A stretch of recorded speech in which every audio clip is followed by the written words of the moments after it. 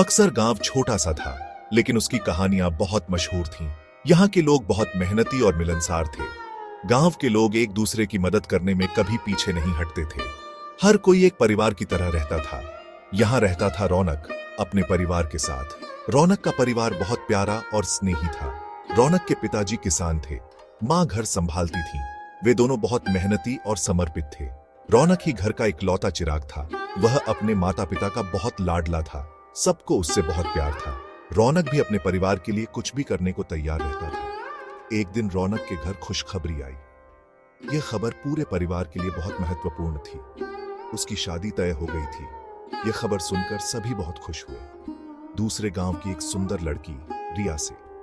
रिया बहुत ही प्यारी और समझदार थी। रिया भी रौनक की तरह सीधी सादी और मिलनसार थी। वह भी अपने परिवार से बहुत प्यार करती थी। रौनक के माता पिता बहुत खुश हुए। उन्होंने तुरंत शादी की तैयारियां शुरू कर दी। उन्होंने बेटे की शादी की तैयारियां शुरू कर दी। घर में हर कोई व्यस्त हो गया। घर में रौनक की शादी की धूम मच गई। रिश्तेदार और दोस्त भी शामिल होने लगे। गांव वाले भी रौनक की शादी की बात सुनकर खुश हुए।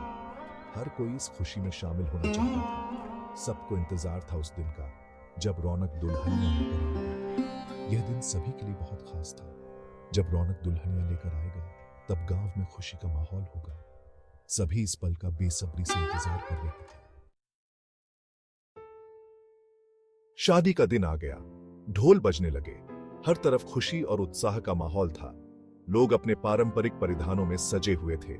शहनाई की मधुर धुन गूंज उठी। यह धुन सभी के दिलों को छू रही थी और माहौल को और भी खास बना रही थी। गांव वाले नाचने गाने में मग्न हो गए। हर कोई अपनी खुशी का इजहार कर रहा था। बच्चों से लेकर बुजुर्ग तक सभी इस खुशी के मौके का आनंद ले रहे थे।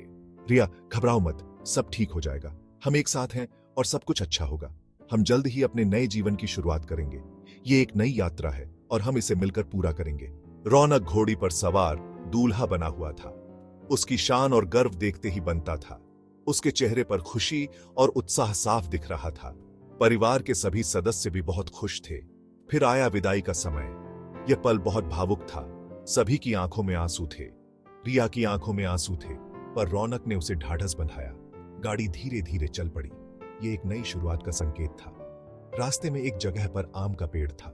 गाड़ी वहां रुक गई। यह एक छोटा सा विराम था, जैसे जीवन की यात्रा में एक ठहराव। आम के पेड़ के नीचे रुकना एक रिवाज था। रौनक के पिता ने बताया कि यहां एक चुड़ैल रहती है।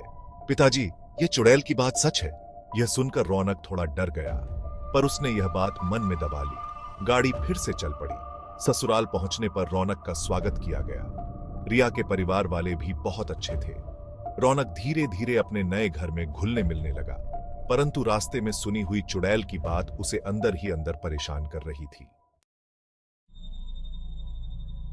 एक रात मुझे नींद नहीं आ रही थी। अचानक मुझे खिड़की पर किसी के होने का एहसास हुआ। जब रौनक ने हिम्मत करके देखा तो उसके होश उड़ गए। खिड़की पर एक डरावनी सी औरत खड़ी थी।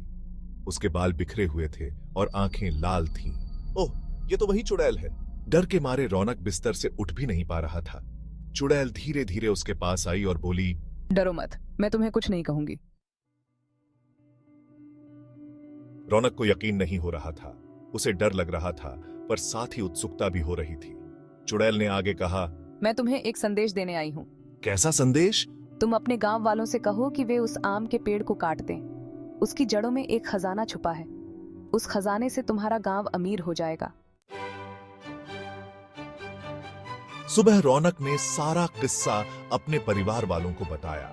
उसने बताया कि कैसे उसे रात में एक चुड़ैल ने सपने में आकर खजाने का पता बताया था। पहले तो किसी को यकीन नहीं हुआ।